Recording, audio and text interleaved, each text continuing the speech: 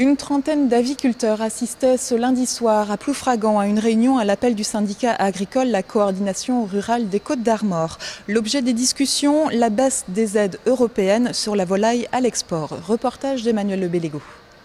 Les aviculteurs le savaient depuis 2005, mais l'annonce est tombée comme un coup près.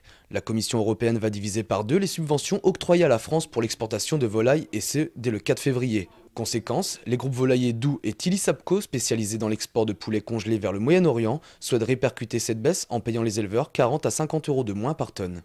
Chaque lot de poulet, on sort 50 tonnes de poulet pour 1200 m² par bâtiment. Donc un bâtiment, c'est 1200 m². 100 tonnes donc pour ma part sur 2400 m². Et derrière tout ça, on nous demande une baisse de contrat de 50 euros tonne, multiplié par 100 tonnes, ce qui fait 5000 euros pour une bande de poulet pour ma part. Avec en moyenne 6 à 7 lots de volailles par an, le manque à gagner est important.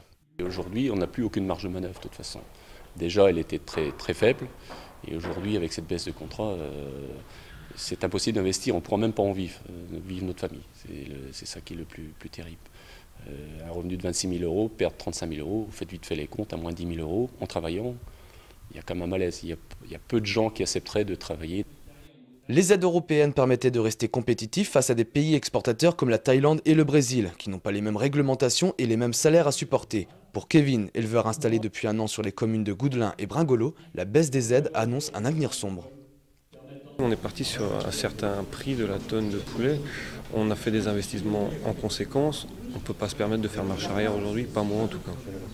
Voilà, en fait, ça plombe nos investissements, nos salaires. Très franchement, si j'avais su ça avant, et si j'avais été mis au courant des sommes qui allaient nous être diminuées, je ne me serais même pas installé. Quelques 5 000 emplois directs pourraient être touchés en France par ces baisses de subventions sur les 30 000 que compte la filière, dont une grande part est concentrée en Bretagne. Des ouvriers aux transporteurs, un éleveur fait travailler en moyenne 18 personnes.